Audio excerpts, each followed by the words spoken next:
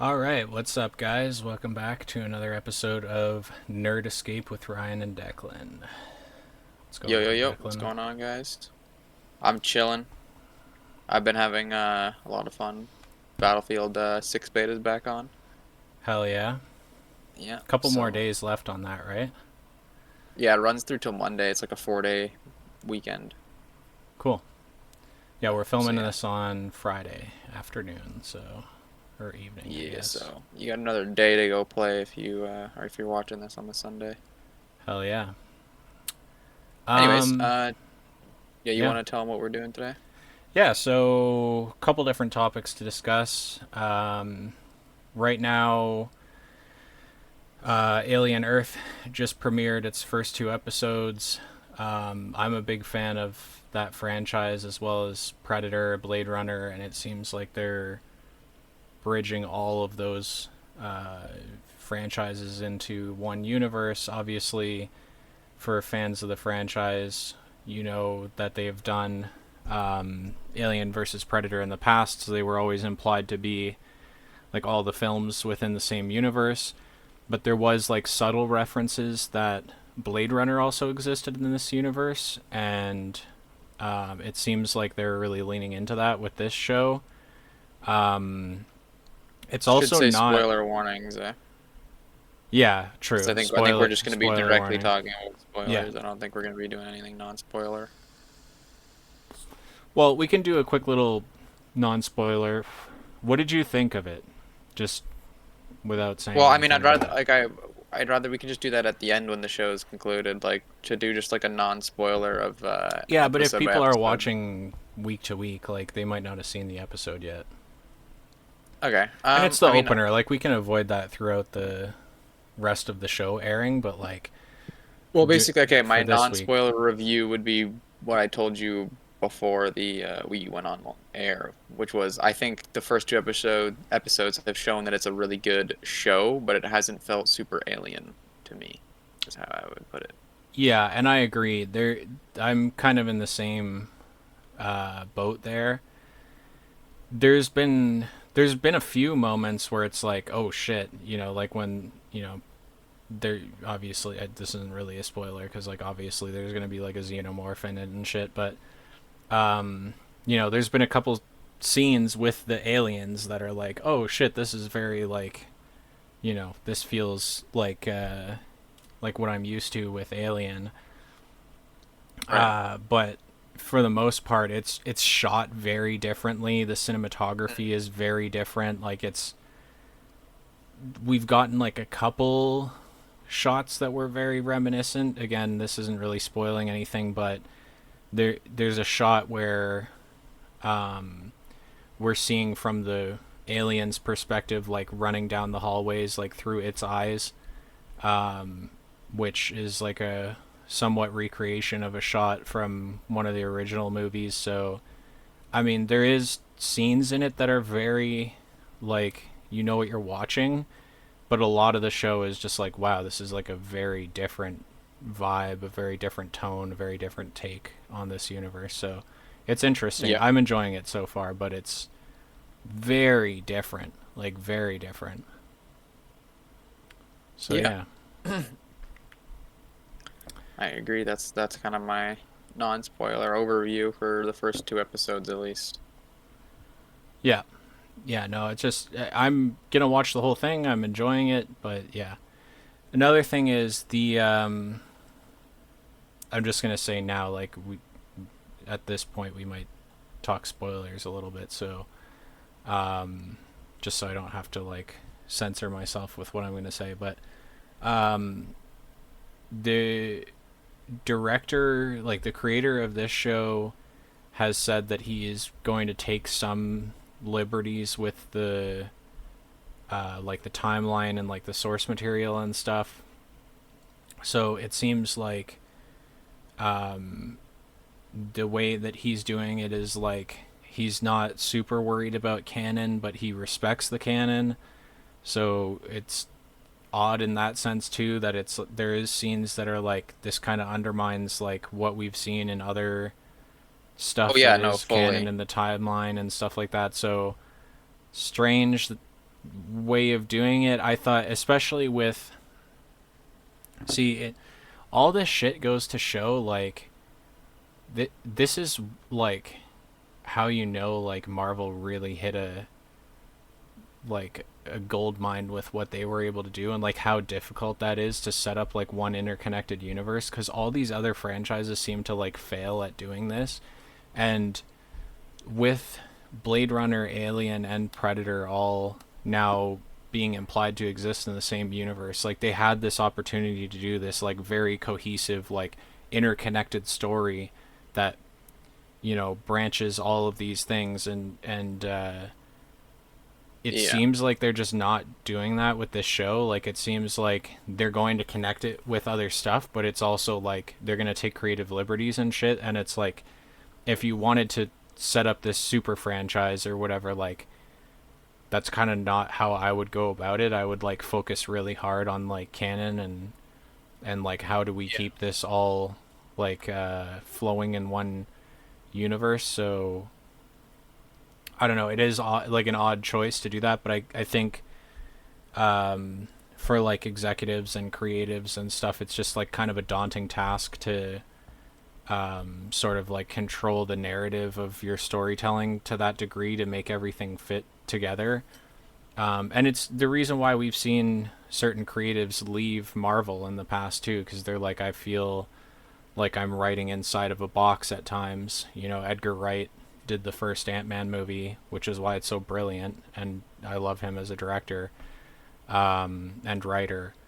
But he left because he's like, well, after I do the first one, like I'm not going to be able to do whatever I want with this character anymore because he's now part of this like grander universe, and it allows me to be less creative. And he's like, I'm just not about it. So we've seen Right. that happen with Marvel in the past.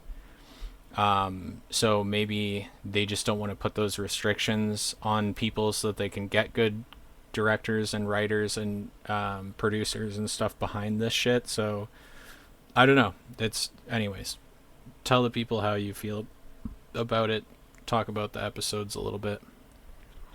Yeah, I mean, I just think they would, I mean, first of all, I think the first episode was like a little rushed with all of like the information we were getting. A lot of exposition. Yeah, and it was like we were going through it very quickly, and a lot of it was like actually important. I also think like the reveal, the fact that they did it within the first two episodes with the brother and stuff was kind of weird. Like I Yeah. thought maybe like you hold on to that a little longer, like to like to just have that all in one go was kind of weird. It was like, what's the point of even doing that? Yeah, I did I don't find know. that strange too. Yeah, And the kid who plays the brother is like a really talented actor. He played Nimic in Andor season 1. He's been in a lot of stuff. What's his name there? He's like the third one there. Alex Lothar. Yeah, he's great. So yeah, I thought same reaction. I thought that was a little strange. I figured from the first episode that they were gonna do more of like a parallel stories kind of thing for them, where they're just gonna just near miss each other over and over again. But then they end up reconnecting like right in episode 2. So it's, I don't know, Right. strange choice, but maybe it'll pay off. Like again, we're only 2 episodes in, so like we don't really know how the story's gonna play out and shit. But yeah, I thought that was weird too. So Yeah, other than that, I think it's, as I said, it's a good show. It just doesn't really feel like Alien. Like I don't really know. Like I like what they're telling, the story they're telling. I think it was, as I said, I think the first little bit was a little rushed, but it's just yeah, it's a good it's I don't really know how else to what else to talk about other than that. Like it's an interesting show and you can 100% watch this if you're like want to just like as if this is your starting point. I think this is actually not a bad place yeah, as so well. this So would, I it's kind of believe in the interesting. timeline this would take place like in and around when the first Alien does. Um, Yeah. I don't think it's like a prequel to Alien.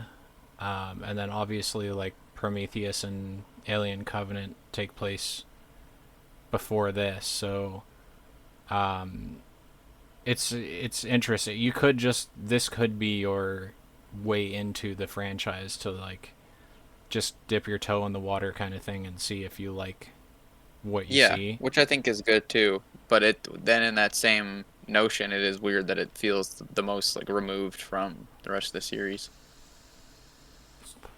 Yeah, 100%. Yeah, So I don't know. we'll have to see. It's an interesting Yeah, it'll be thing. easier to talk about when we have more episodes out, obviously. But yeah, as of right now, it's been a really good show. It is kind of weird the direction they're going in the sense of the franchise, Yeah, not in the sense of good writing in the show. yeah, So yeah. No, it's I'm excited to see what more comes out of this.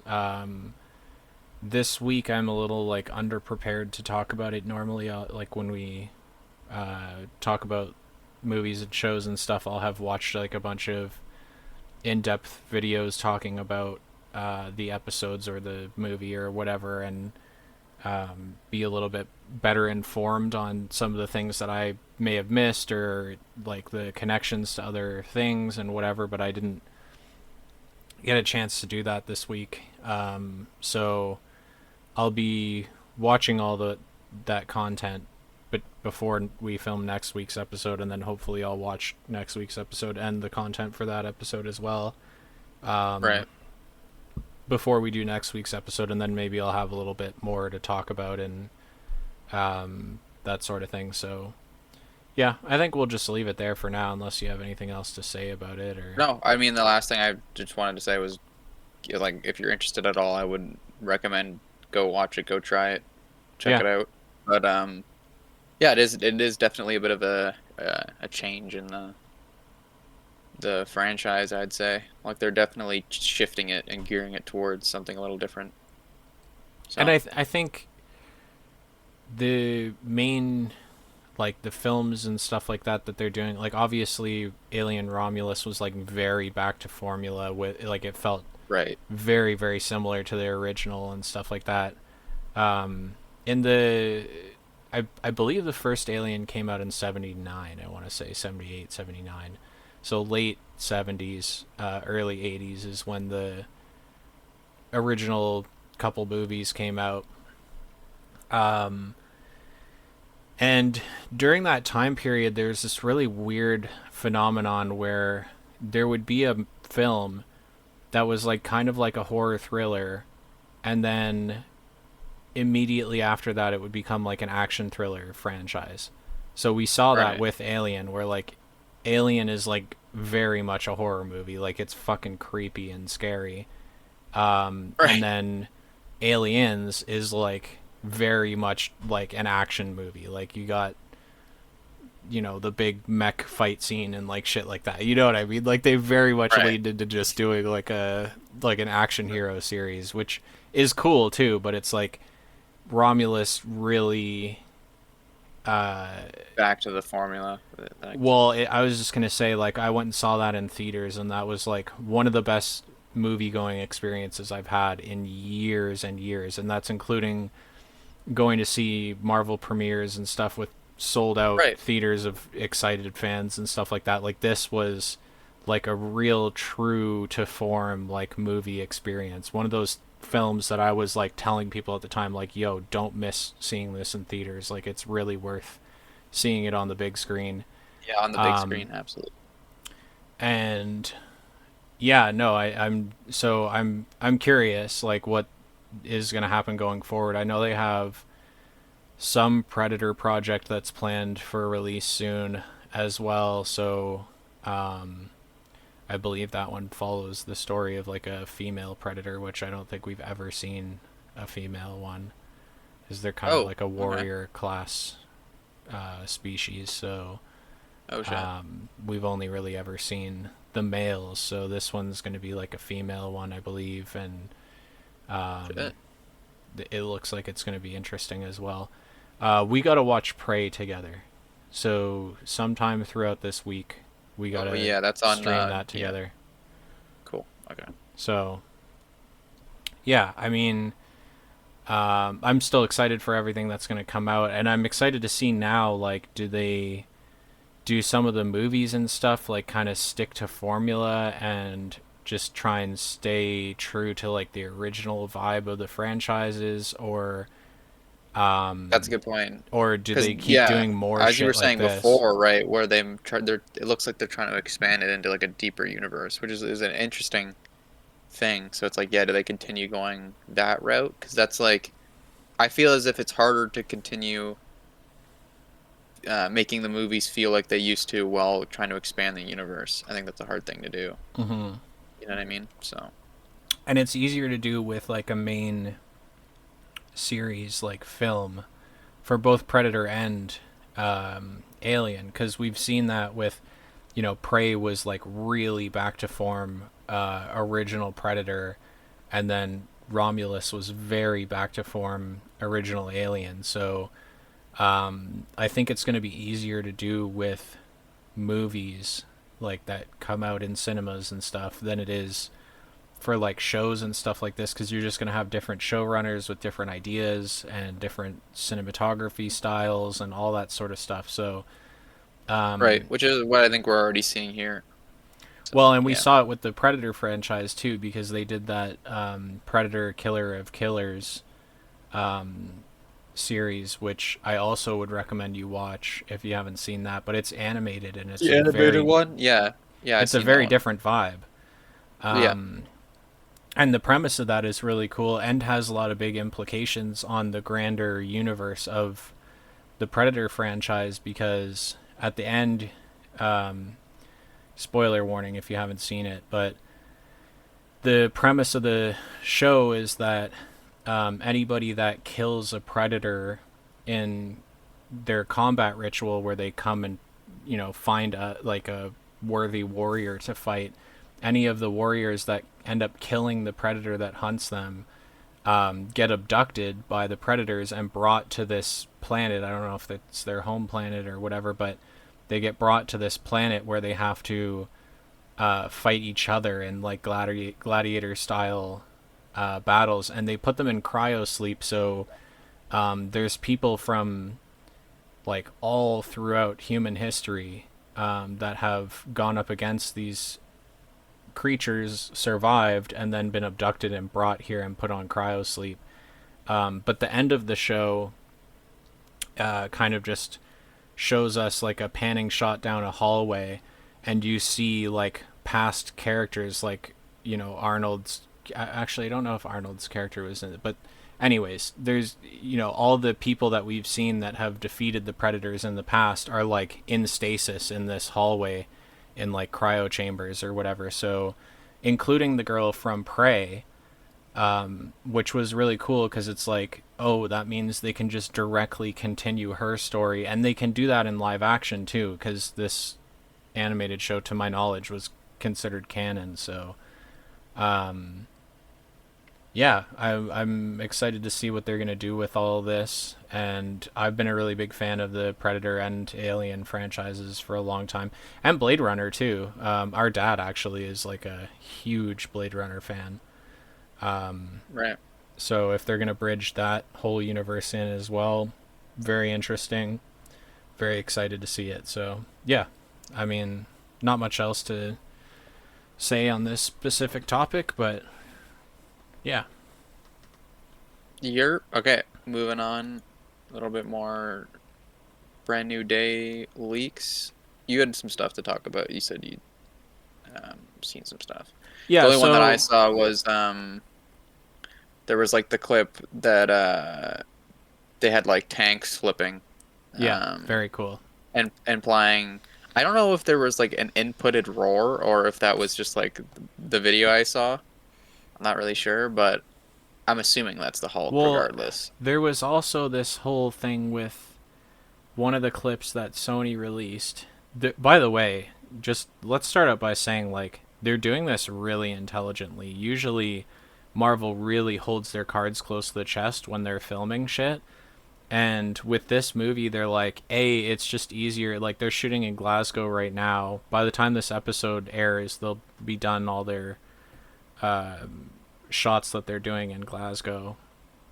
But they're like, A, it's just easier to not do a closed set if we're gonna do like city streets shit, which I mean they have to with this movie because it's, he's back in New York and he's like the friendly neighborhood Spider, or he never left. Well, he did leave. You know what I'm talking about. He's now like your Yeah, friendly neighborhood Spider-Man and not like this larger hero that's going to space to fight purple aliens and shit. He's like grounded and whatever. So, this has to take place in New York, like exclusively, and not in the suburbs like the first movie did, and not in, the second movie was in Europe. The third movie was in New York, but they used like a lot of set pieces, like the Statue of Liberty and Happy's apartment and stuff like that. That made it not a lot of it took place like on the streets of New York. So if they're gonna yeah, film the bulk of this movie to be like taking place on the streets of New York, they just have to film it in city streets and stuff. So A, it's easier for them to not do closed sets so that they can get the shots that they want and stuff like that. But B, also they're just like, why aren't we using this as a marketing tool? Like we know shit gets leaked and like stuff comes out and people speculate about the film and stuff anyways. Why not give the people that are going to look at this shit anyway a little taste of what we're doing and then use it as a marketing tool? Like genius. Like I don't know why Marvel hasn't done this in the past. I guess they haven't had to. But now it's like we really need a Hail Mary pass and this movie is going to be that for us. Obviously they can tell how hyped people are for this film, because it's getting like a lot of mainstream media attention and stuff like that. So, I mean, I don't know. I just think it's really smart of them to do that. But anyways, going into some of the new stuff that we've seen from these shoots in Glasgow, there's the tank flipping scene and stuff like that, that was shown. Also, so we talked last week. By the way, we're just gonna do like a little discussion about this every week because there's going to be at least one new little thing most weeks that we can talk about, for Spider-Man, and we're both just huge fans of Spider-Man. yeah. So And for us, I mean, I think we did this on our most anticipated list, but I think for us, this was like our most anticipated Marvel project yeah, 100%. that's coming out. Like, yeah, like obviously for me, Secret Wars is like a close second, Yeah, but yeah, this is at the top.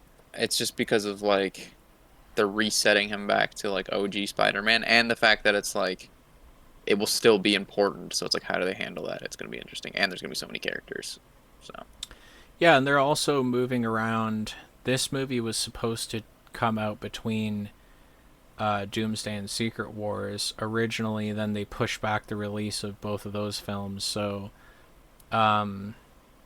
it's interesting too because the speculation before they started shooting this movie, before that was announced that they were going to push the release of those two films, the two Avengers films, the speculation was that this movie might take place on Battleworld or be like it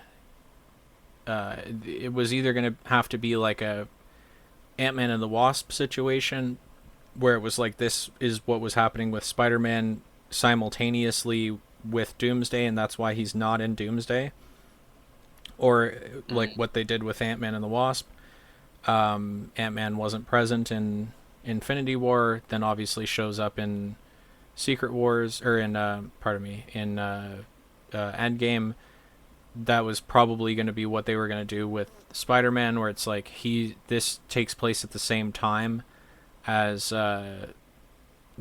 Doomsday, and then he'll show up in Secret Wars afterwards, and it'll be like, where were you? Oh, I was fighting Scorpion and Boomerang and Tarantula and Mr. Negative and all the people that are speculated to be in this movie. So, um, yeah, it's interesting. So, I mean, this is another nice thing about them doing like releasing set photos and being very open with the press and stuff like that. Obviously, they're going to film some things on closed sets, and we're not going to get that information. But it seems like whenever they're going to be filming things out in the open, they're going to be very open about it. And because they know that set photos and stuff like that are going to leak from general public taking pictures on the street, they're just going to go with that, like run with that and just actually tell us what's going on, or not outright, but like kind of give us some more information about what might be being shot in that scene. So yeah, I mean, it's exciting. One of the things I want to talk about though is, so there's been speculation Mr. Negative's going to be in this film. It seems like that was the Inner Demons logo spray painted onto that tank, so it kind of leads you to believe that he might be involved in this story. And then they came out and said, no, Mr. Negative's not in this story. Declan and I both kind of speculated that that's probably them just like covering their ass and not releasing that information yet, like if he's going to be the main Yeah. villain, which makes sense. But then people were like, okay, well, if Mr. Negative's not in it, then that's probably Frank Castle, the Punisher, in that tank. But then, now, with the last stuff that they shot on that Glasgow set, Frank Castle's battle van showed up, which is very, like, you know, OG comics. Um, so, and he also had, I think, 3 different versions of the battle van in the Netflix show, season 1 and 2. So if his battle van's in that shot, and there's, we saw set footage of Spider-Man on the hood of his car while it's driving, chasing after the tank, well, then it can't be Punisher and the tank, because that means Punisher is chasing after whoever is in the tank, probably trying to kill them, and Spider-Man's going to try and talk him out of killing whoever it is that they're chasing. So again, it leads me to believe that the it's not um, it's not Punisher in that tank, and then again leads me to believe, like, okay, well, it is the fucking Inner Demons then, you know, or it is Mr. Negative. So I don't know. It's fun. It's just fun to speculate about all this shit. So we'll Yeah, have to agreed. I see. pulled it up here, but yeah, yeah, you're right. Well, I think it just has to be Mr. Negative. It also just makes sense. That's a character they haven't done in live action. Yeah. Um, and I think it would make a lot of sense for like the power scaling. Like he's a pretty powerful character that it can influence others and make others like work for him. So that's like always an interesting like thing with his character. So, um, yeah, and it makes sense with the Hulk being confirmed in this movie that like a character like that, that's essentially like a Wanda when Wanda like messed with his head in Age of Ultron. Mm-hmm. It'd be something similar, or actually probably worse because this guy's literally just brings out the most negative side of you. So it's like it would be a worse effect. So yeah, I think it's I would be very shocked when I if I go into this movie and watch it and Mr. Negative's not in it. Yeah, and I mean, Wanda's powers have also vastly scaled up since since, you know, Age of Ultron, when we saw her doing that to people. In fact, it was even referenced in WandaVision when Fietro is like, you've made a big step up from giving people nightmares and shooting red wiggly woos out of your hands, right? So it's like they kind of have like commented on the fact that she is like far beyond that now, and she can still do it, where she does it to Agatha in that show, where she takes her into that like dream state sort of thing and tries to like give her that nightmare or whatever, and then Agatha flips it on her. um Yeah, no, that wasn't my point was just that Mr. Negative is like also that kind of he's that powerful when it comes to that specific thing. right, what I'm saying is that that's not even Wanda's thing anymore, you know what I mean? Like, that's not her main weapon as a character anymore. So it's not like it's like a conflicting thing where it's like, oh, there's these two characters that use very similar powers. It's like more so, she's got her own new thing going on, and yeah. I also just want to talk about. So if you look at this image here, um, of Spider-Man sitting on the battle van, how fucking cool does it look? First of all, they went with like a very similar, if not the same, model of van that he originally had in the comics. But also, do you see that thing in the center of his windshield? Yeah, it's the shoot out of. Yeah, it's like a sliding glass panel so that he can shoot out of the front of his car and not break the glass. That is so fucking cool. And I'm just, if they're doing that, I'm just very excited to see like you know what he's gonna kind of look like and how he's gonna behave in this movie. And also keep in mind, obviously, this movie is gonna be PG, but we are getting the special presentation short film for the Punisher before this comes out, so that's going to be rated R, like 100%. That's, I believe, confirmed. So it is Yeah, I think interesting. so too. Um, by the way, your camera's frozen. If you want to just turn it off and back Oh, on again. is it? Is it Yep, good now? there, you're good. Yeah. Anyways, just interested to see how they do all this, and also it's worth mentioning. Um,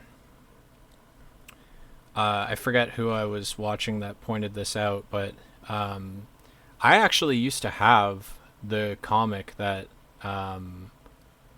Punisher debuted in. I think it was like a reprint or like something like that. Like I don't think I had like an expensive like copy of it or whatever. But Punisher debuted in a Spider-Man comic, and um, like it's cool that so they did the home trilogy, right, with Spider-Man, and now they're like clearly trying to bridge into like doing a new thing, but even by them changing or doing the title of Brand New Day, it doesn't fit with like the home theme that we had. We had Homecoming, Far From Home, No Way Home. So obviously they're, where the character has been brought to in his arc, he is now, just a street level character. He's not got these like grander ties to bigger characters and stuff like that because nobody remembers him. Right. And so they're bringing him very much back to being like your friendly neighborhood Spider-Man. And what better of a character to slot into his first film as this new version of himself than the Punisher, who's a beloved character who debuted in a Spider-Man film or a Spider-Man comic. So kind of cool, honestly. I hadn't really thought of it in that way, and I knew that Punisher had debuted in a Spider-Man comic, but I didn't really think about like why that's like extra important, And like if you look at the characters that we've gotten in the, because if you don't know, Sony has a deal with Marvel Studios slash Disney that whatever Spider-Man film that they make that it exists in the MCU, there has to be some like heavy hitting MCU characters in the film. So there's always two. So in Homecoming we got Iron Man and Happy. In Far From Home we got um, The Nick agents. Nick Fury and Maria Hill, and I believe Happy was in the second one. Yeah, Happy was in the second one too. And then in Far From Home, we got Doctor Strange, and then a brief little cameo from Wong. So No Way Home, you meant, but yeah. No Way Home. Sorry, pardon me. We got Doctor Strange and Wong. So um, yeah, it's interesting that um, obviously it seems like it's not just one character that's part of this deal, and I'm sure you could look up like what exactly the deal implies, but It seems like it's two characters that they have to use, and They picked two good characters this time around. right, but all the characters that we've gotten before, none of them have been like directly tied to Spider-Man. You know what I mean? They're all their own characters that have appeared alongside Spider-Man in multiple things in the past in the comics, but not they're not like a character that's that closely tied with him. The Punisher is the first character that we're getting that it's like this character is like, he debuted in a Spider-Man comic, like it has that deep connection to Spider-Man and the source material. So yeah, it's cool that they're doing that at the same time as going back to basics with him as a character and making him just a street level hero. I'm here for it and I'm very excited for it. So yeah. Yeah, my little theory is I think there's gonna be like the subplot with Punisher is gonna be with Scorpion because he's typically like a gang affiliated person. You know what I mean? Yeah, he's also fucking unhinged and exactly the kind Yeah, of character that Frank would be like, yeah, yeah, I'm just gonna exactly. kill that guy. Yeah. So So my theory is that he has like a gang that we're gonna find out the name of that might be that gang. That's DC on the tank, and it might not be the demons. It's like my other theory that if it's that's what not other Mr. people Negative, are, yeah, speculating that it's yeah, I think probably it might be. Scorpion in that tank. So Yeah, it's like it might be Scorpion, and like he has a gang, and Punisher's like, yeah, this guy's the worst. I'm like gonna be killing like his mans, and then Spider-Man's like obviously is on the same side of um outcome, but he doesn't want to be killing people. And I also find it interesting because it's a very similar dynamic between Daredevil and Punisher, right? Except Spider-Man can kick Punisher's ass. oh yeah, Not that Daredevil can't, but it's a way closer fight. I would say they're pretty on like an even keel. Yeah, Another because he's whereas Spider-Man would just bitch this guy. Like whereas like as much as I love John what's his name? John Bernthal. Bernthal's Punisher, I would love a scene where it's like he like kills two people and then like Peter Peter's like don't do that or whatever and like is like what the fuck are you doing kind of thing. And he goes and like kills another guy and then he just like they just start to fight and Punisher just like doesn't realize that like this guy is way stronger than him and he just gets Yeah, his ass handed to him. I think that would be kind of fire. yeah, and Frank is an anti-hero, so he doesn't have the there's characters that Spider-Man goes up against that can't really hold their own against him in a fight, but what they have as an advantage as being a villain is that they can put civilians' lives in jeopardy so that they can have a one up on Spider-Man where they're able to like have an even footing with him because he's simultaneously saving people that they're Like putting he's such a in good danger person that as he has right. to yeah. Right. So Frank can't do that because he's not a bad guy. He like if it's a fight where they're both fighting a bigger bad guy and uh, Frank is like killing people along the way, that might be where he gets that even footing where like Spider-Man's trying to stop him from killing like henchmen or whatever, like gang members, for instance, if it's Matt Gargan's gang, Right. um, or Gargan, pardon me. Um, but then he's also trying to deal with Scorpion. Like that might be where like Frank Castle gets the one up on him, but he can't just do that with like civilians. It has to be people that he deems deserve death, right? So it's like he's not going to put random people's lives in danger to have that like even playing field with Spider-Man where Spider-Man's kind of fighting like a two-front war. Right, which we see a Um, lot in the Daredevil show where whenever right. they get into that argument, it's like exactly it just ends up being like a one-on-one or like an argument where it's just between them because it's not like he's gonna go become the Joker, right? That's not his Right. character. But He in just does Daredevil it. He Born just does. Again, we also saw, although Matt probably is like a little bit higher power level to Frank in terms of like hand to hand combat and stuff like that, and he can also kind of predict what Frank's going to do with his weaponry, even that like them fighting, like Matt's probably going to come out on top most of the time. But in Daredevil Born Again, we also did see that when they were fighting off all the like corrupt cops or whatever, and Frank's just like openly murdering them like in the middle of the fucking fight. And now Matt is on an equal playing field to him because he has to stop him from killing people as well as subdue these guys. So Frank Castle is not opposed to doing that. It just has to be with people that he deems are worthy of death, not just Yeah. random civilians. So, and if anything, he's going to go out of his way to save random civilians like Spider-Man does. So yeah, Right, that'll be an which was interesting kind of thing. my original point where Spider-Man is even a better person than Matt Murdock. Like Spider-Man is supposed to be like an unbelievably like kind individual, right? Right. And and he is much stronger than Daredevil is.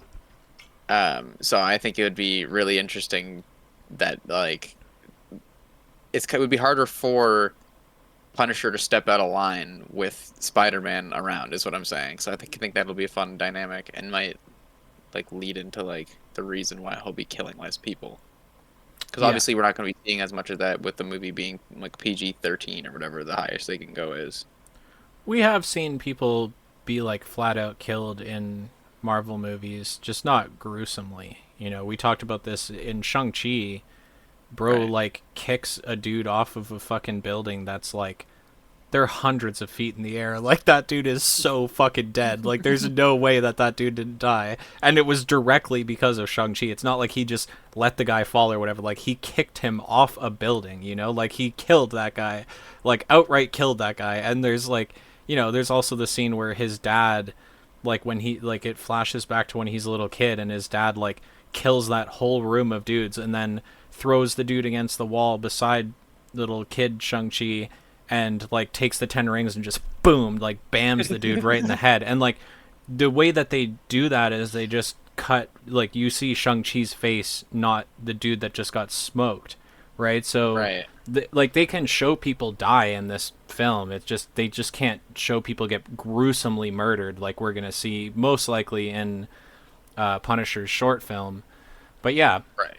another thing I wanted to say is shout out to Screen Crush. I believe it was them that made this reference. But if you've ever read a Spider-Man comic, all like anybody that's around him, heroes, villains, a lot of people call him Webhead, right?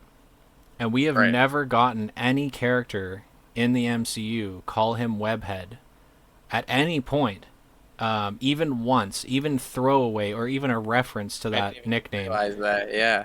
I think it was Screen Crush that said this, but it would be really, really cool if it was Punisher that called him that for the first time. First of all, because it just really fits with like John Bernthal's Punisher's sort of style. And also because he's like the king of giving nicknames. Like he calls Daredevil Red throughout the whole series on Netflix, like all of their, interconnected Right. scenes throughout all those shows. He calls him Red every time he sees them. And in Born Again as well, he called him Red. So like he's kind of the king of like handing out nicknames to people. And it'd be really cool if the first time that in canon in the MCU we saw somebody call Spider-Man Webhead, if it was Frank Castle's The Punisher who coins that. That would be really, really cool. Yeah, I could so see him being like, "Hey, Webhead." Yeah, Yeah. exactly. Like I can hear it. I can see Yeah. his Yeah. lips moving to say it. Like it's very like it would very much fit with his character. So it would be really, really cool if they did that. I'd be very excited for that. Yeah, I didn't even think about that. Like I was playing through I've been playing through the two major Sony IPs again, so God of War and Spider-Man. And yeah, they even in the video games he gets called that. Major Sony IPs. Um I mean, what else? What are they not the major Sony IPs? What do No, you... I was just saluting. So you said Oh, major. oh, sorry, I didn't see that. Yeah. Um, yeah, no, anyways, but yeah, he gets called that a lot especially in the first game. Yeah. Oh yeah. And it's like it's throughout all material, like comics, Yeah. animated shows. Even I believe the Sam Raimi trilogy, they called him. Yeah, I think John Jonah Jameson called him web-headed war criminal or some shit. They So definitely did in the Andrew movies too, I think. I believe. Wait, did J. Jonah Jameson say that in No Way Home? Web-headed war criminal, was that might have been the first? Oh damn, Screen Crush might have got that wrong. We may have gotten. I'm gonna have to look that up. Like I'll look that up and watch that scene again before next week's episode, and I'll bring that up again. Hopefully, I'll remember. But Yeah, no, but just put it in the notes right yeah, after. yeah, 100%. Because I am curious to see. I believe he did say web-headed war criminal in No Way Home. So there would have been one time that he's been called that. But it would be cool if Frank Castle was like the first character to like on the ground like call him that to his face, not in some Right. newsreel or some shit, right? No, I agree. And it fits his character. Yeah. Yeah, is there anything else you wanted to talk about? I think There we got a was lot of that there stuff. was something, and okay, just a crazy fan theory that I don't think is going to be the case, and it's unfortunate because we're actually going to talk about Ironheart in a minute here. But Ironheart introduced Mephisto, who's a really cool character, and Sacha Baron Cohen did a phenomenal job playing him, and really perfectly towed the line of him being like an arrogant asshole as well as just like an unnerving person.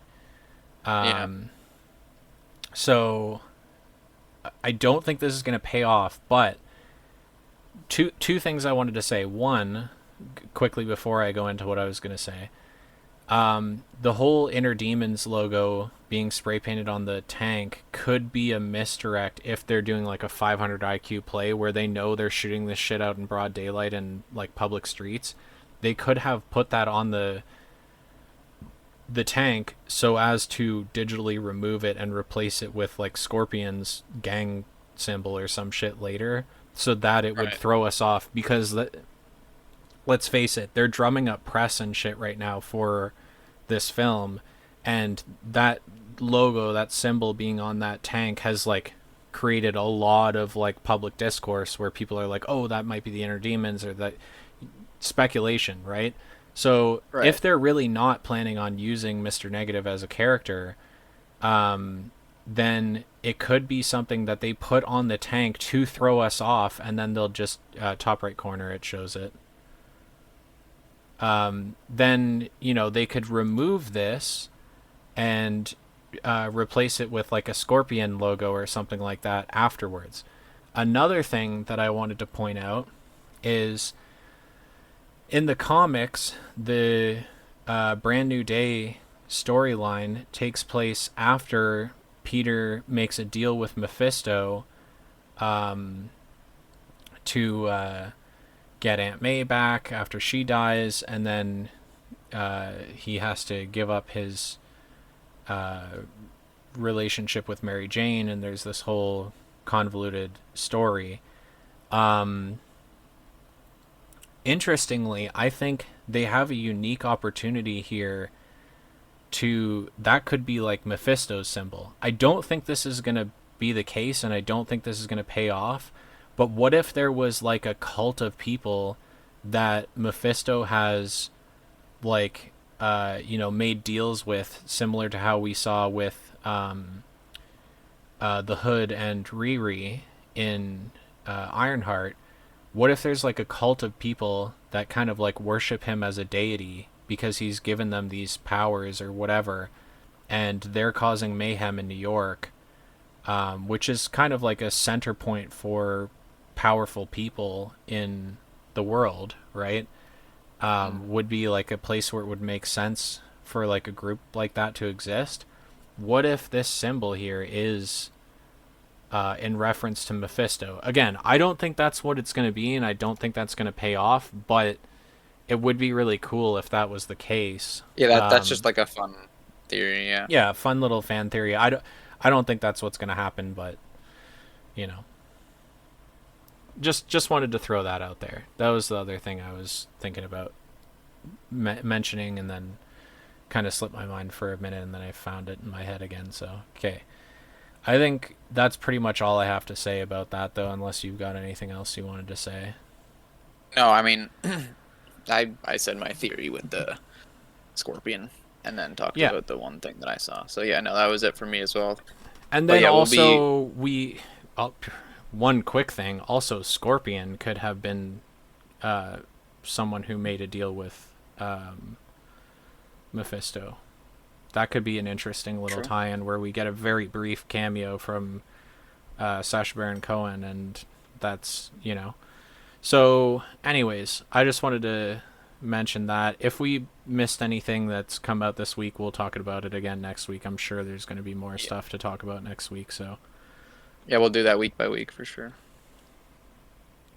all right. Alrighty, and then the last segment of today is we are placing Eyes of Wakanda, Ironheart, and Fantastic Four on our tier list. Yeah. So this is This our is our existing tier list. If yeah. you, a lot of people, uh, probably didn't watch our 4 hour long episode where we made this. Believe it or not, that's our most watched episode. Really? Shit. Okay. Yeah, I'm sure a lot of people didn't watch it all the way through, though. Is the thing. yeah, So, fair, yeah. yeah, I'd be curious to look at like the analytics on that or whatever. But anyways, I'm glad to know a lot of people actually tuned into this, though. Even if they just skipped to the end to see like how we ranked everything. I know it Anyways, got like 10 more views than we usually do. I think that might actually just been because it's like a major topic. Maybe it actually just got in random people's feeds. I don't know. That's cool though. But yeah, anyways, go ahead. yeah. So we made this existing list. We more or less came to a consensus on most things. There's only a couple projects that we really had differing views on how they Yes, should be mind you, this ranked. is our combined list, so it's like not exactly personalized, but like roughly this is like we agree mostly on like everything here. There's like a few things that we had like more than one tier different separate from each other. So Yeah. yeah, we only had to meet in the middle on a couple things. So for the most part, this is pretty accurate to us both. Also, for reference, everything that's in each tier is like ranked within its tier. So, top of S Yes, tier yes, is the best thing in that tier. Bottom of S tier is the least good thing in that tier.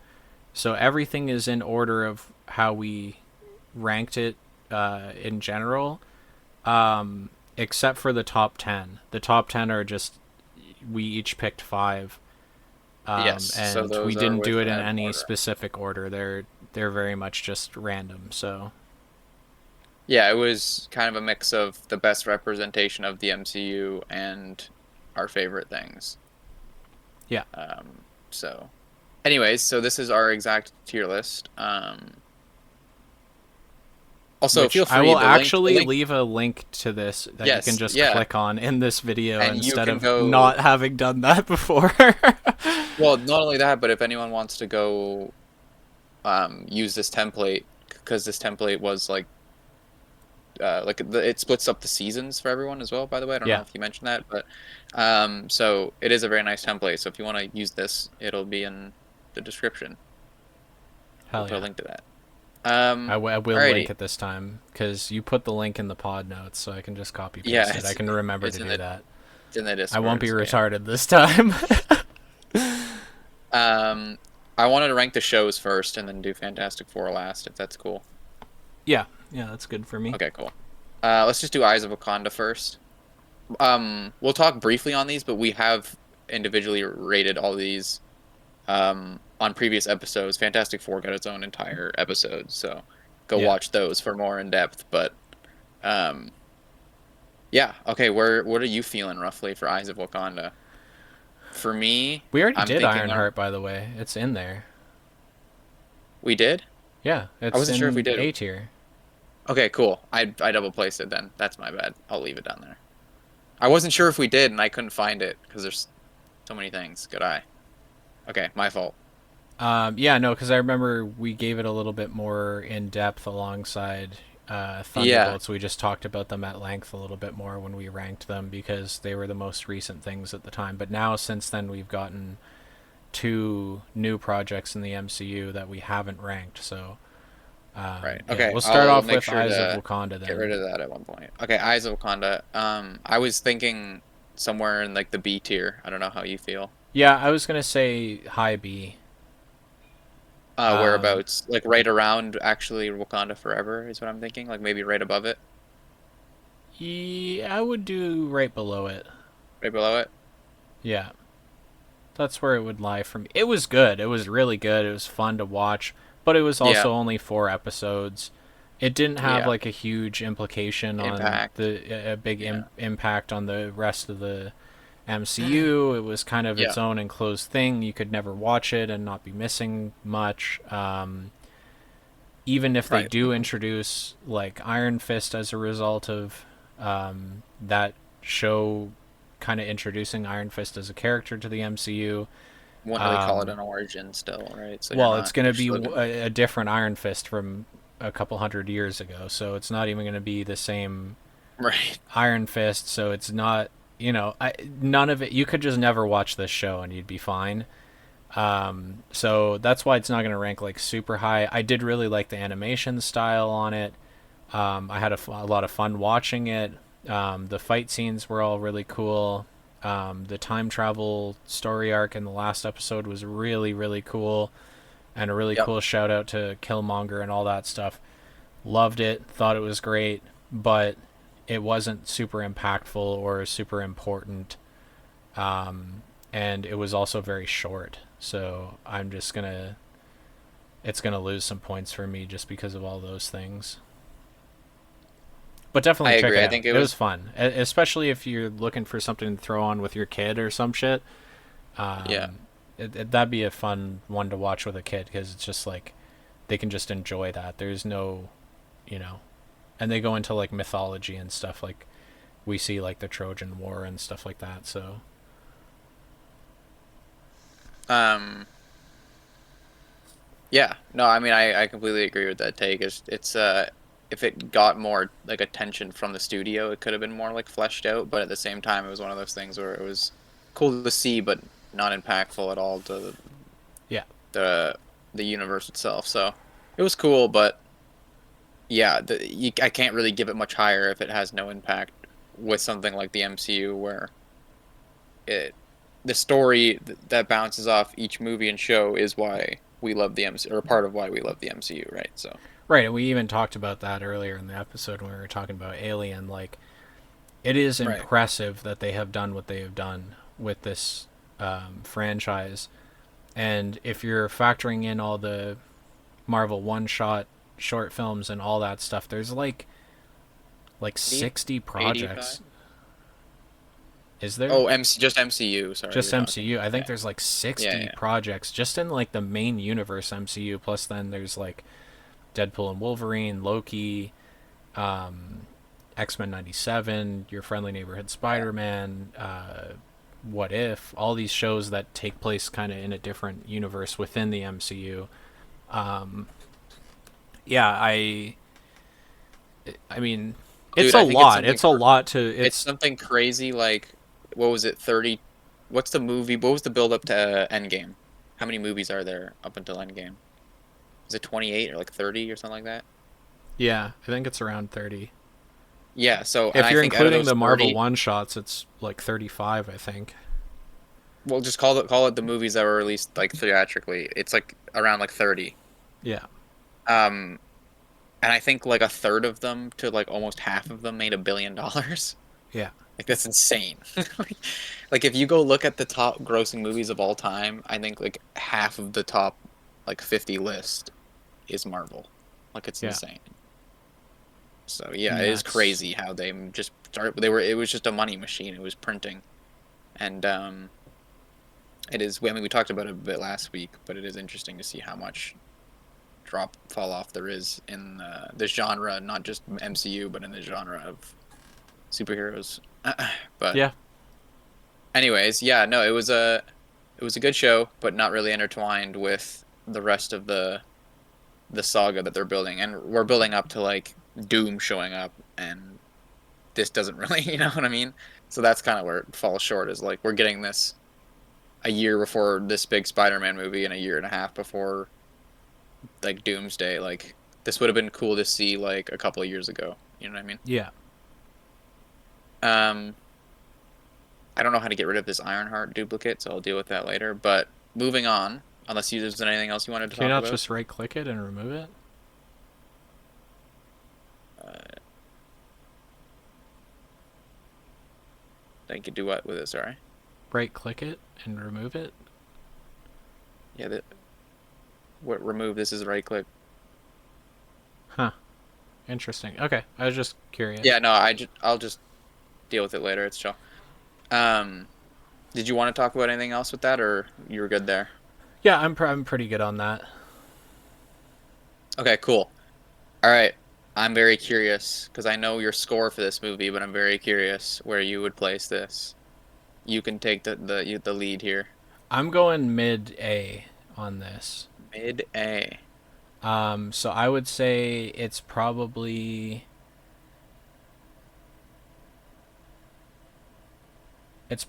between like Winter Soldier and um You mean Civil War? or Civil War and Luke Cage there. Or no, that is Oh, Winter sorry. Soldier. That's no, that's First Avenger. Oh, First Avenger. Okay. Yeah, then I would say yeah, that's actually even better place. Yeah, cuz Yeah, sorry. This was a Winter weird Soldier when I was when I was remaking the list previously. This was I also thought this was one of the other ones because usually it has the Red Skull in yeah. the poster. But this is First Avenger, this is Civil War, and then Winter Soldier we have top 10, Yeah, I was going to obviously. say that's where Winter Soldier is where it belongs. Um Yes. yeah, I Okay. think it was better than Luke Cage. And it was about on an even keel with First Avenger, I think. Like it wasn't I like a think blow you out of the water movie, but it was like really good. I would be a little higher on it for me personally. I would put it like right between the Marvels and Born Again. Really. Yeah, like I would also say A tier, so it's not like I'm in a different tier, but like I would have it above those other, I think I enjoyed it more than the Marvels, and I think I enjoyed it more than Moon Knight and Agatha. I think so. This is where there's like a little discrepancy with our combined list, where individually we would rank things a little bit differently. I think it is as good as the Marvels, and I would be happy to put it between the Marvels and the first Avenger, but I would have ranked Moon Knight and Agatha all along significantly higher than you did, right? So we kind of, uh, had a little, what's it called, compromise there, where we ranked those kind of in between, where we each would have individually put them. Right, right. Which So we can do again here. That's why I was just saying where I'm at, which is like it's not. I'm like what, 4 positions away from where you would be, so it's not like a big difference. So I'm saying. So like, where would you want to put this on our combined list here? I would Like say between, it's got to go after Agatha all along then. like right here in between Moon Knight or you're saying between Civil War and Agatha?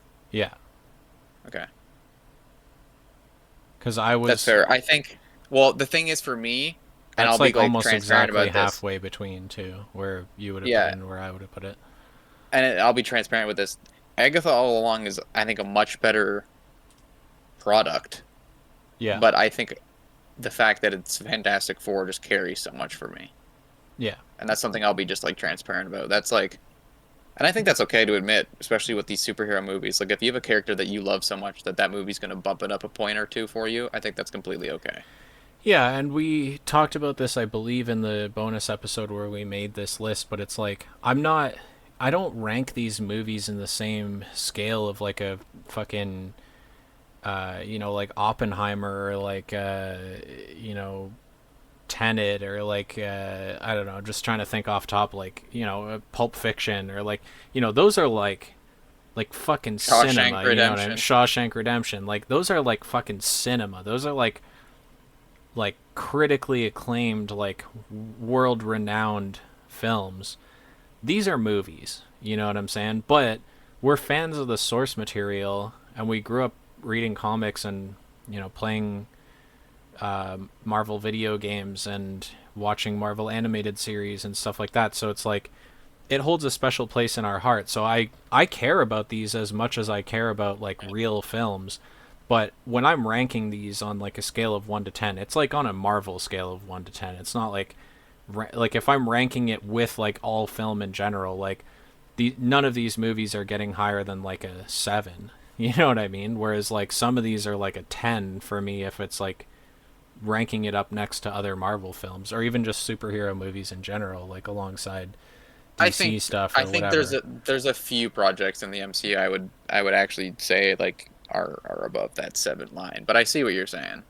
I think honestly, Winter Soldier, I I think that would honestly be it, dude. Like straight up. Like there's not a lot of shit that's like wow, that was I would like say, good cinema. Like it's and again, I'm not shitting on them. I well, love these yeah. I movies. Like mean, they're great. I It's guess just that's just like I guess that just goes back to the opinion thing, but like that's more of like the cinephile and you talking where it's right. like that's completely okay, but a lot of people today don't consume content at that level, which we've talked about before with music. Um, right? Where it's a lot of people now where it's more about the beat behind the song than the lyrics. And I think that translates a lot here where it's people just want shit to look cool and don't Yeah. necessarily need the which I think is it's not like the best. You want to have balance for sure, but I don't think that's like the worst thing. And I don't think you can outright just like I don't know. I'm of the opinion that you can't just like sit here and tell me that like uh for example, Infinity War isn't as a movie an 8 or 9 out of 10. Like I just disagree. I I mean, think it's again, that's like it's an opinion based thing, but I think right. even Yeah. most people that are like fans of Marvel would agree with me that it's like, yeah, but if you're putting it up against like anything Tarantino has done in his entire career, anything that Christopher Nolan's done his entire career, anything that, James Cameron has done, anything that Edgar Wright has done, anything like this movie, nothing in here. Okay, take for example Edgar Wright. Edgar Wright made Ant-Man. That movie is brilliant. Like he wrote and directed that. It's really really good. It made it into the top 10 for us.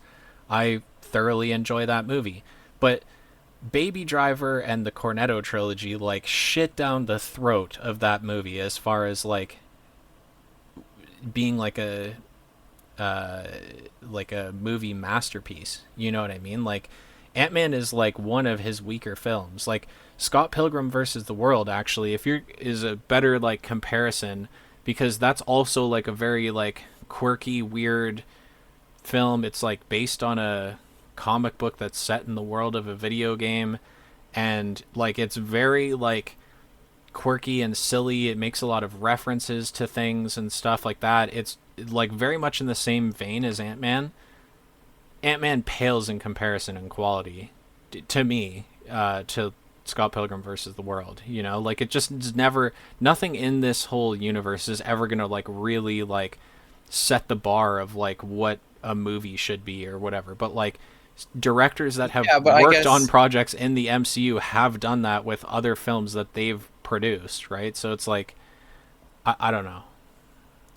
I don't know. I guess that's just like your standard Like you of said, movie. I'm a That's all I'm cinephile saying. though. That's like Yeah. I watch everything. I'm big into movies and like weird niche shit and like there's movies that I thoroughly enjoy that are in like my favorites you know whatever you want to call that, my favorites list of movies that are like So what you're saying, sorry to cut you off, very but much like not like cinematography masterpieces, like cinematic right, so that's masterpieces, what you I know was what I gonna say. mean? Like, do you know about like Letterbox top four? If I say that, you know what that means, right? I've heard of it. Okay, so Letterbox is basically like movie social media, like you rank movies or Oh whatever yeah, and you yeah, have yeah. them. I know. Yeah, Yeah, yeah, yeah.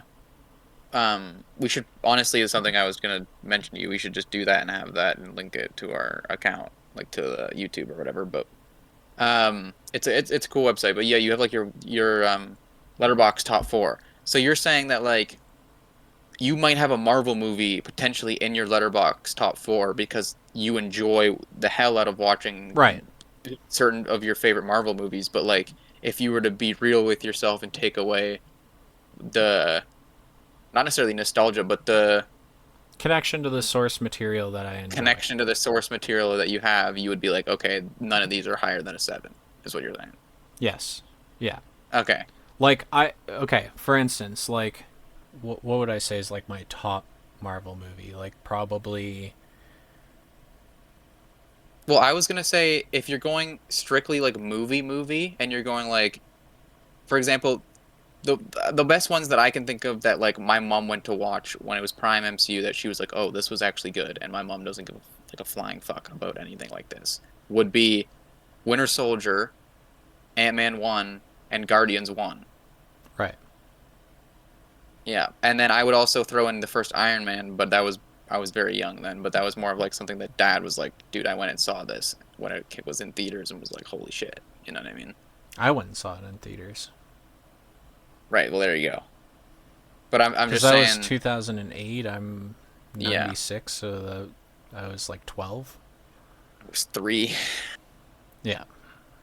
But yeah, anyways, it's like I would say those are like the best picks for like they stand on their own the best. Yeah. I would say that out of those picks, I would say that like I would say Iron Man, Winter Soldier, and Ant-Man are like eights out of tens.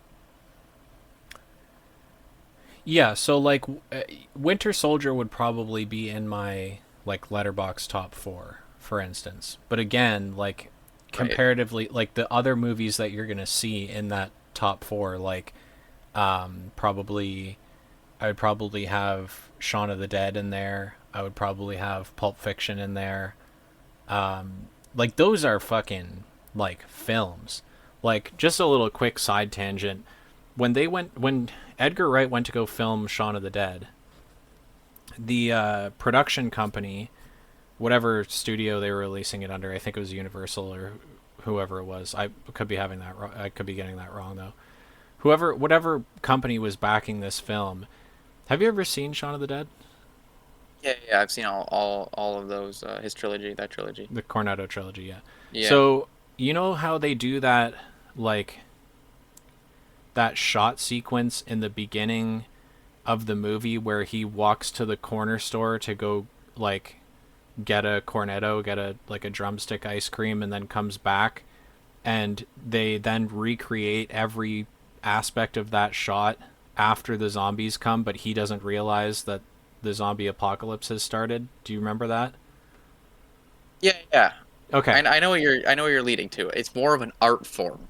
I'm not even just saying that. I'm saying it's to such a degree of like him giving a shit about the art that like when they went to go that was in the script and he wanted to do that and the studio was like, "Yo, that's going to be so expensive to shoot and like you're going to waste like days and days of like production time to get this perfect and to do it right and you need to cut that from the film."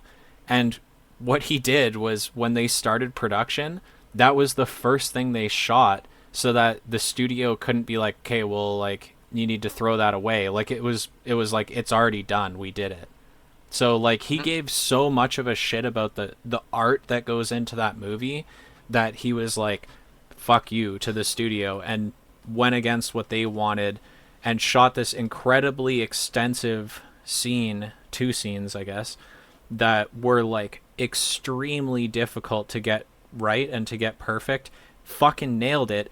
And then anybody that was on the set of that film was like, those days where we shot that was grueling, like so difficult. We're like taking it from the top over and over and over again because it has to be perfectly lined up. And if you watch the two clips like side by side, it's like alarming how good of a job they did with like making it near perfect, exact replications of each other. So yeah, I mean, if you're putting that up against, or something like Pulp Fiction, which like literally changed cinema, putting that up against Winter Soldier. Winter Soldier is a brilliant movie, and like, probably the movie I enjoy most out of the MCU. So that's why it would make it in my letterbox top four. But it's also like, okay, this movie sucks compared to these other movies. You know what I mean? As far as like the I art guess, form, but you like know what I here, mean? my But it's about my best enjoyment. point. Do It's you about know? personal Right, enjoyment, and I right. enjoy that movie as much Do you as I know enjoy who's Shaun of the Dead or I enjoy Pulp Fiction. Do you know who Quentin Tarantino's favorite trilogy is? Toy Story. There you go. Yeah, but those That movies just are art, though. That's the thing. Brother, they have a very good meaning, which I don't think a lot of these They movies have have they also have great meaning. brilliant writing, an incredibly important and earnest message behind it.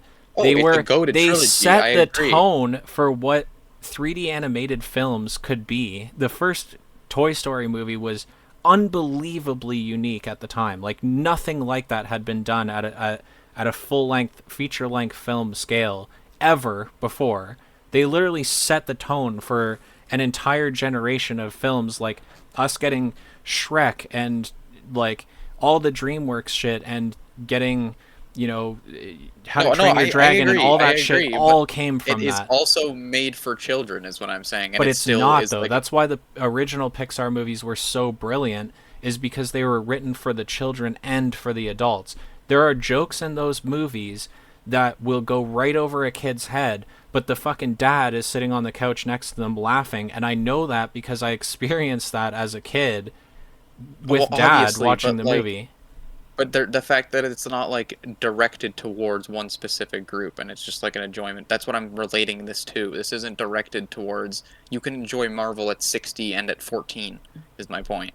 So Right. like it's I'm saying Pulp that's a bad Fiction is not. comparison though, because somebody like Tarantino who's so dedicated to the art form, like that trilogy, the first 3 Toy Story movies are brilliant cinema. Like they are really really good. It's not like a weird thing that he enjoys those movies that much is what I'm saying.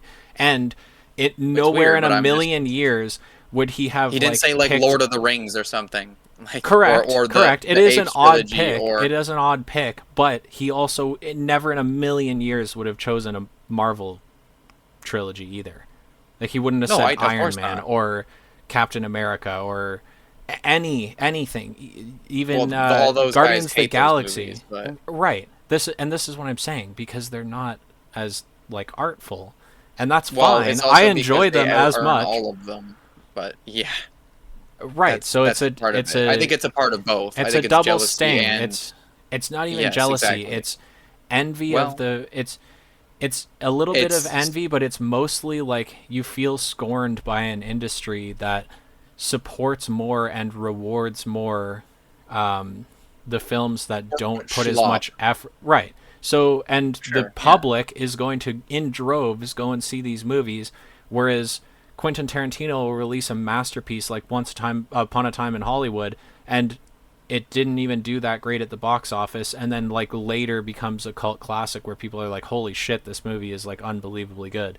So, yeah, I mean, I would feel a little, some type of way about that too if I was, in a field where I'm, say with us doing podcasting or whatever, if everybody that's just putting out schlop garbage that there is just like so bad and they're the ones getting, millions upon millions of views and all the ad deals and stuff, and we're sitting here putting like real work into like making this unique and interesting, and then we just get nothing out of it. Like that would make me feel some type of way, you know what I mean? Thankfully Yeah, us but also doing you this have is to like like a you are rewarded for your authenticity, and yeah. you know what I mean? So it's not really good comparison because the most authentic, most interesting stuff on this platform is what makes the most money and what gets the That's most kind of notoriety. my our other point is like if these movies are making the most money and the most people are going to watch these movies, and it's like even if it is just like super baseline level enjoyment, it's like it's kind of hard to say that all these movies are just like shit. I'm not saying you're saying that, but like a lot of those kind of like super Never cinephiles or underestimate whatever. how stupid the average person is. How fucking stupid the average person is. You forget that you and I probably have a significantly higher IQ than the average person that's going to see these movies. Okay, sure. Again, I That's all I was. enjoy these movies because of what they are, because I grew up with the source material and I like comic books and I like, the animated shows, and I grew up on all that shit. So for me, it hits me for those reasons, not because I'm like, wow, that was fantastic cinema. You know what I mean? Like, for instance, we both really enjoyed Thunderbolts. It actually made it into our top 10 of these Marvel movies. There was not a single moment in that film where I couldn't have paused the movie at the premiere, first time seeing it, been like, hey guys, can you pause? And then like leaned over to the person next to me and be like, this is what's going to happen next. This is what's going to be in the next scene. Like, they're very predictable. They're easy to follow. You can turn your brain off and watch them. That's part of the reason why I like them.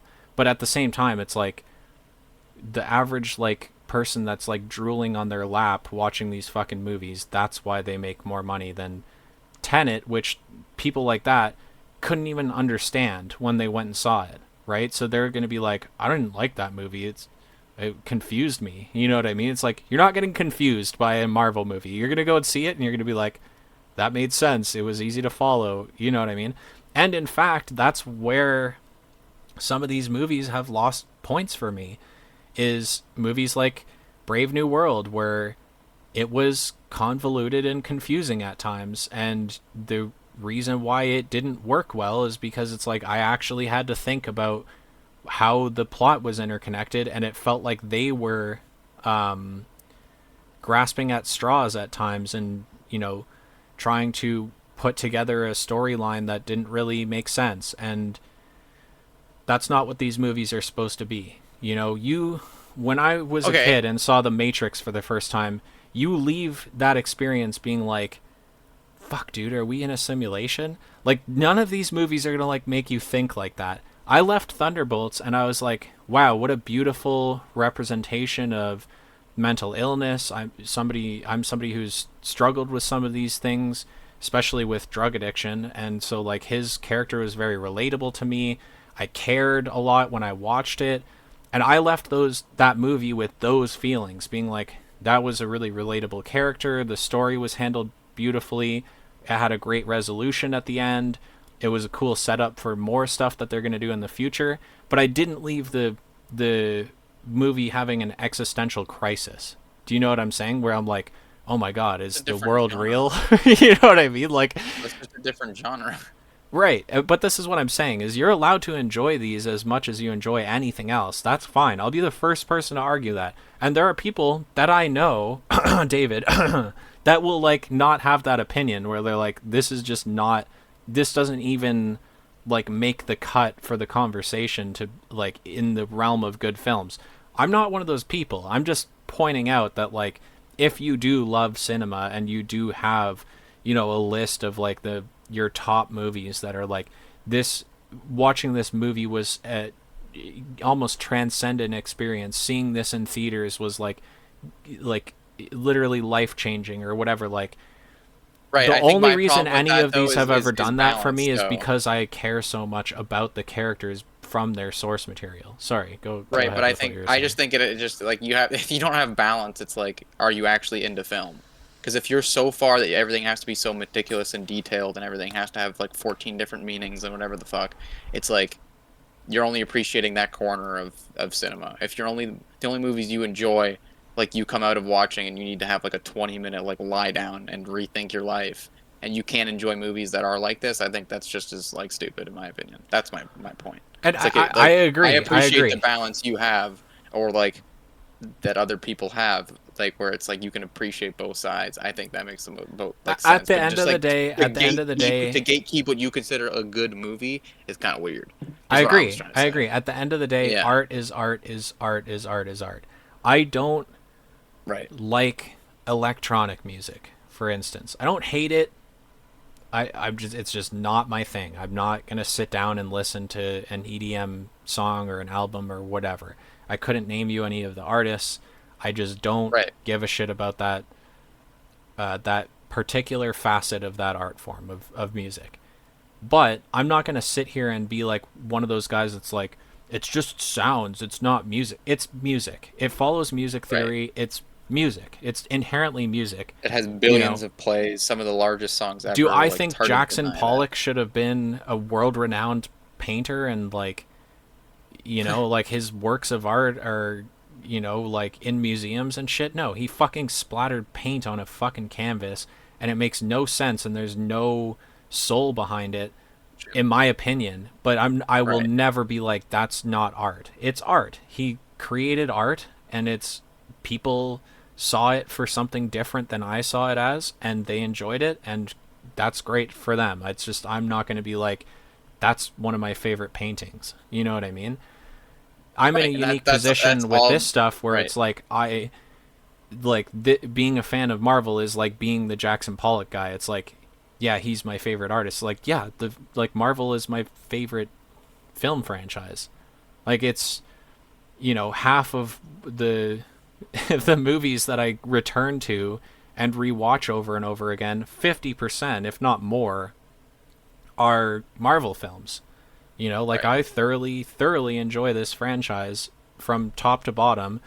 And aside from if you scroll down on there, what we've put in our like F tier, those even those I'll rewatch when I do like a big Marvel rewatch.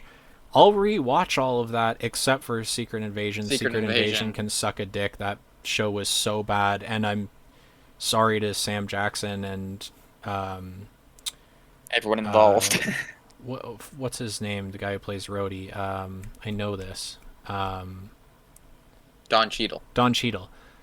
Brilliant actors. There's some really great people in that project, but it is so fucking bad. It's like I'm not even willing to subject myself to that like rewatching the franchise.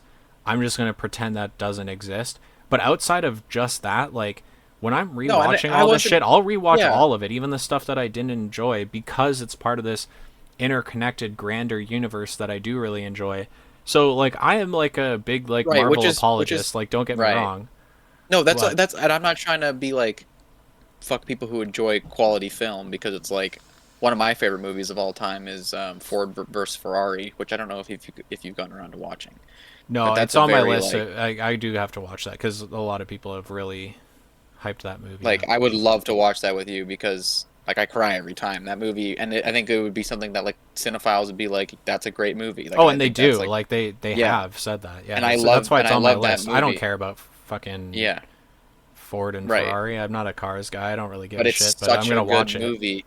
Yeah. Right, but my point is I think you have to have balance. Like if your top four is like Shutter Island, Parasite, fucking like all movies that make you like think, it's like okay, cool, but it's like where's your You have balance to and have enjoyment? guilty pleasure movies. You Right. have to. Or the fact that like it's like the idea that every comedy movie can't be quality. Like I thought Deadpool and Wolverine was really fucking good. It's the highest rated R movie of all time. I Or thought highest grossing movie of all time. I thought Happy Gilmore 2 was good. And critics shit on everything that Adam Sandler does. He has made some of the best fucking comedies in my lifetime, Yeah. and I think like what this conversation comes down to is like don't be a Yeah, pretentious douchebag. this was a little bit of a side tangent, but it's a good Yeah. talk because it does pertain to what is happening in the MCU, where unfortunately we are hitting like a pretty noticeable decline in sales with the movie, like how much they gross at the box office. Which, like, obviously, I'm not like saying like these companies need to be like richer than they already are, but at the same time, we're not going to get more of these if they don't do well. Right. So, But anyways, I think what it comes down to is don't be a pretentious douchebag. If you right, only give a shit about like high cinema films and you don't, here's my thing is I believe in a distinction between films and movies. These are movies. They're not films. You know what I mean? Like films Right. is the shit where I'm like, I leave the theater and I'm like, that literally changed my life.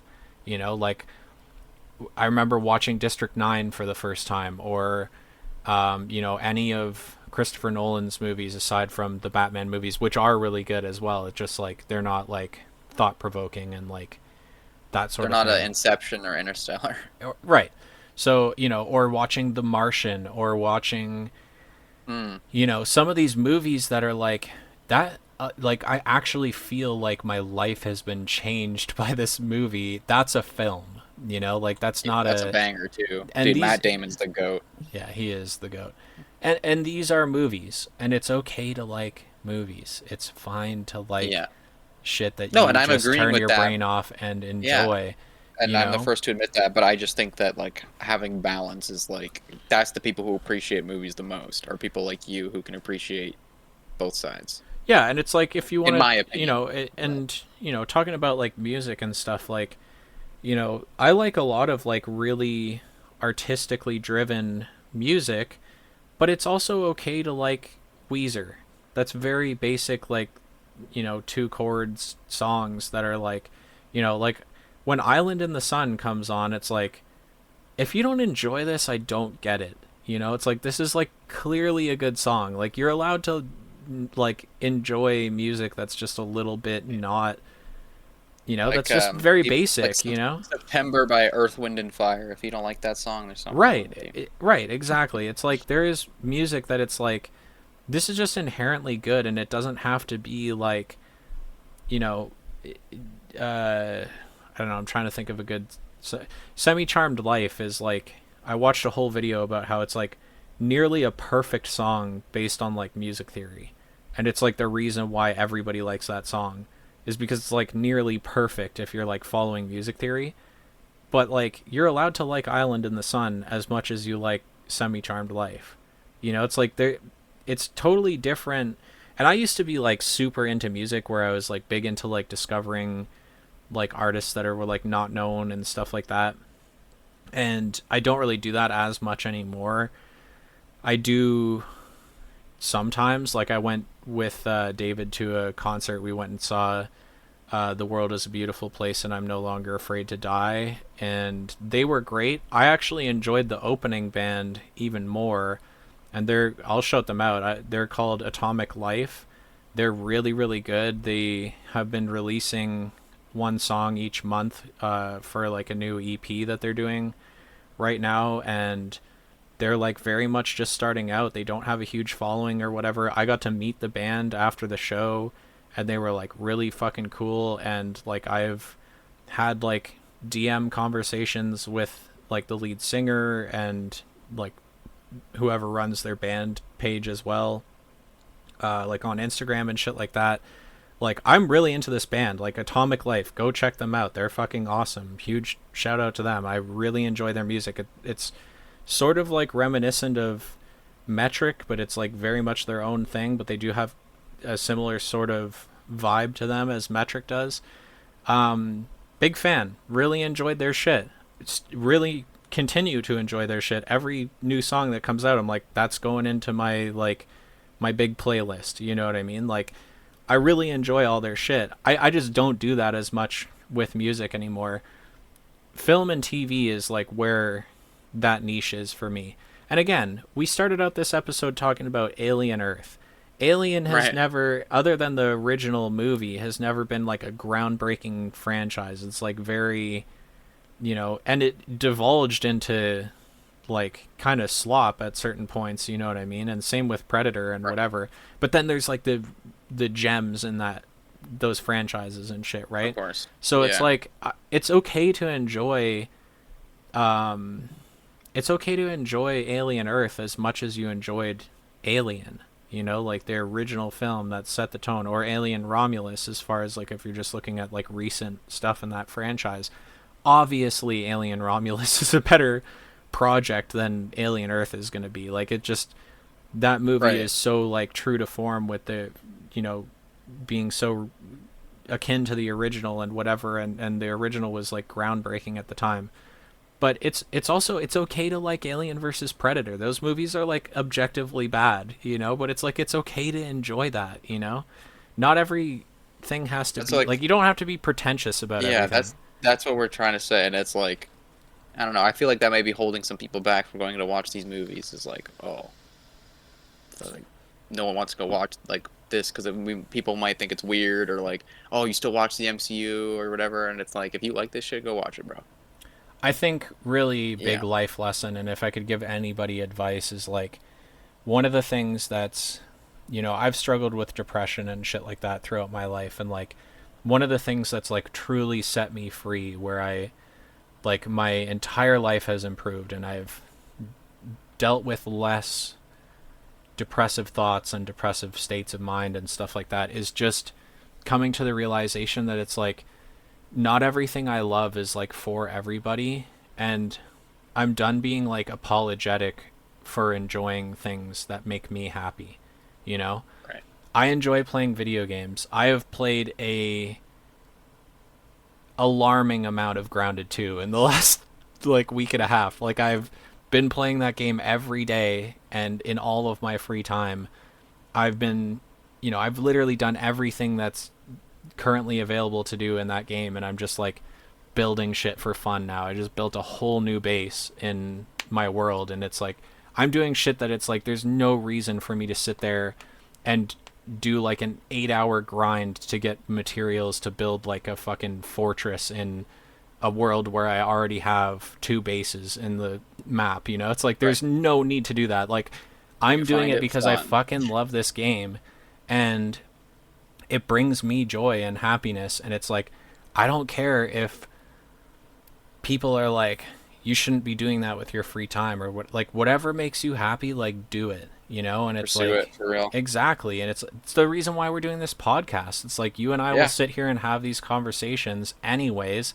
We were like, why not do a podcast about this and just have these conversations that we're already going to have on a platform where other people can enjoy it too. And it's like there is something to be said for like you're allowed to enjoy the little things in life, or you're allowed to enjoy, you know, the world is a dark place, man. Like for real, you know, like there are people dying in Right. And war and shit right now, and it's like, that's why we have you this, know, is like, come here and listen to shit that you enjoy, and you know, get away from all the other shit on media too. There's so much shit on media now.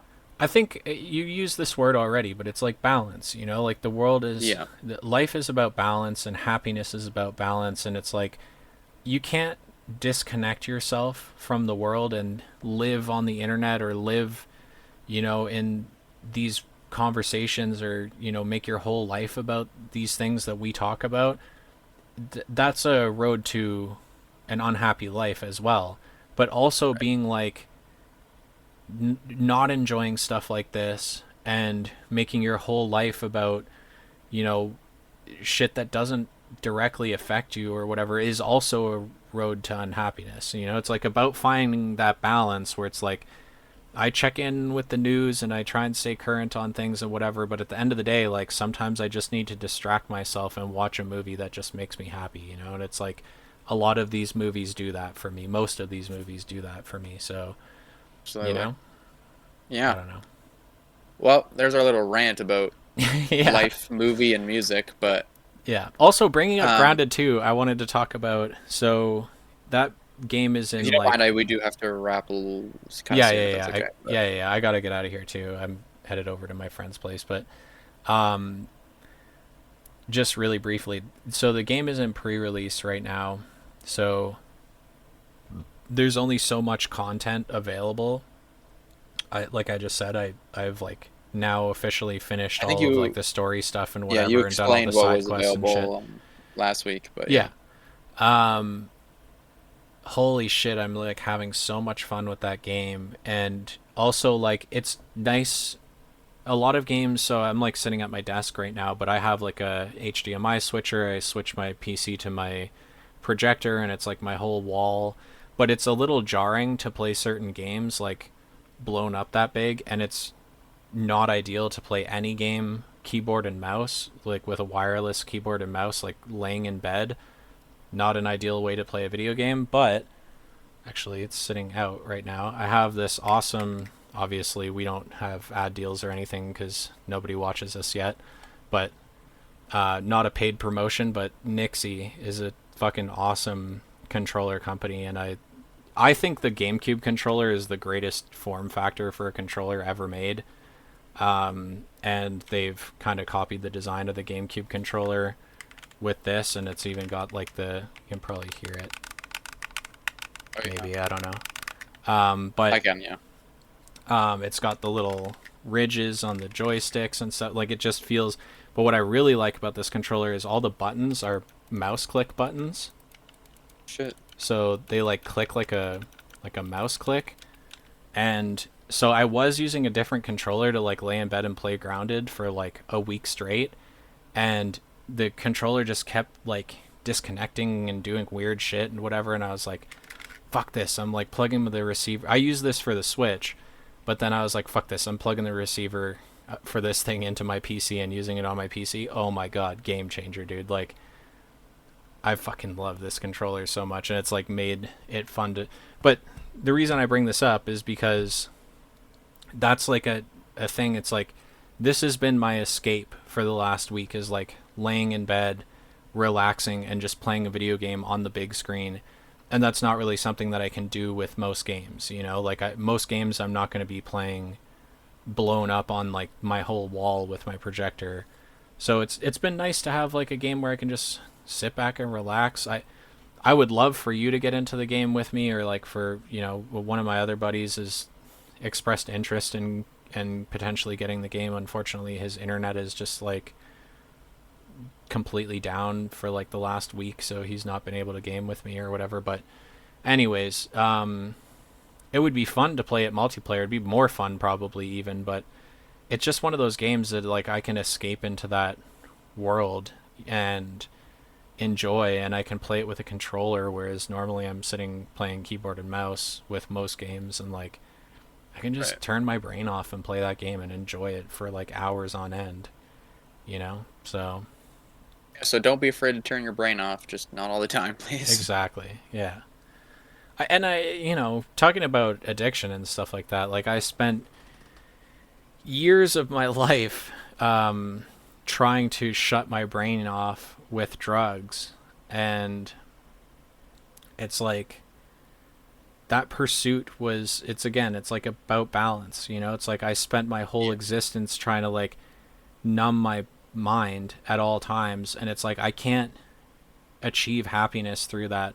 But finding healthy outlets to do that sometimes is where you Right. find happiness, not Right. making it your whole life, whatever, even if it is through a healthy outlet or whatever. But like finding that balance of like, it's like, okay, I'm not doing anything today. I'm just, you know, I'm not Or going just to. like the idea of like it's so much like it's so much nicer when you have this is a weird example, but this is the example I think of is like have you ever like not had Nutella for like 3, 4 months and then like Yeah. had it after Yeah. not having it for so long and you're like holy fuck. You're like Yeah. what the fuck? Yeah, and then you have it again the next day and you're like oh it's good and then you have it again like a couple days later and you're like it's good, it's not as good, right? Yeah. And then you take that break again, you come back and you're like holy shit. Like this is the shit.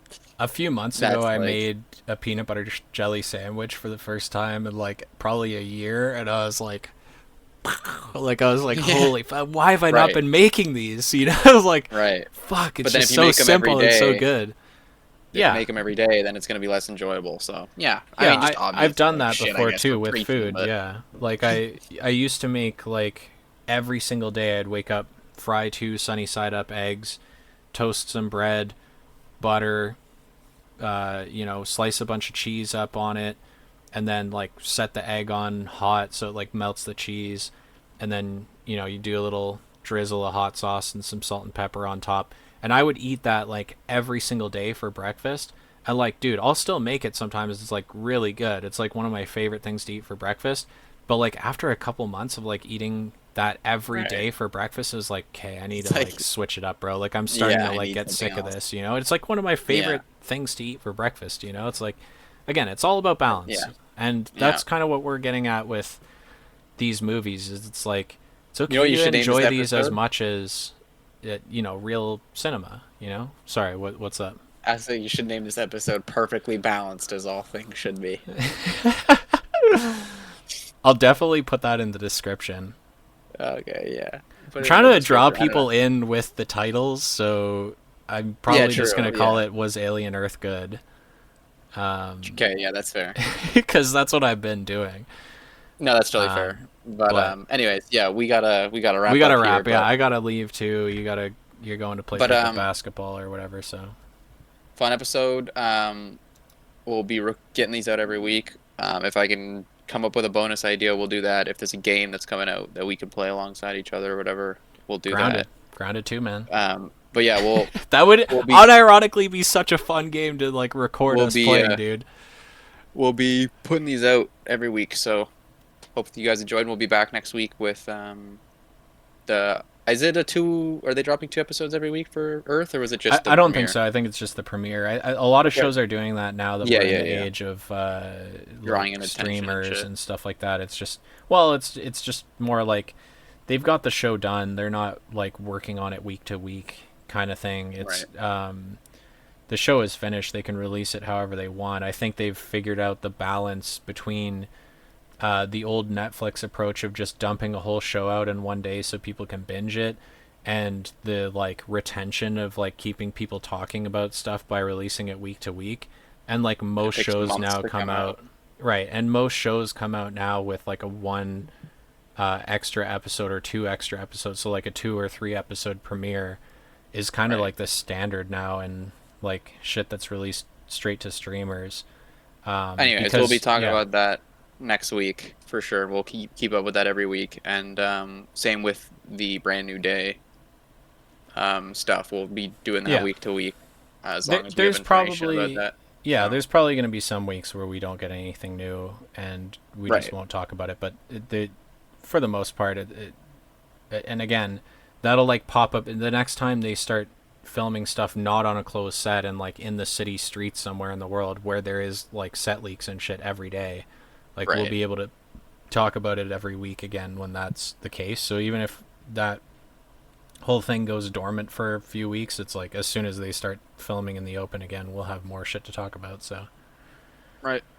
all Okay. right, thanks for joining Well, us. I just appreciate y'all, blew this and up so you guys can look at it. I'll have the link in the description for I might this. have to update the link because I added stuff, or is it just the same like internet address? It probably is just the same internet address. It doesn't matter. It should be updated Yeah, for y'all. So remove the extra Ironheart thing and then update the link. Like just resend the link and then I'll put that in the description. This doesn't come okay, out for cool. I'll two do that. days, so it's fine. Yeah, I'll send that to you by tonight. Okay, sounds good. Cool, cool, cool. Peace out, y'all. All Have a right, good thanks rest for of your watching, Sunday. guys. Hell yeah. Peace.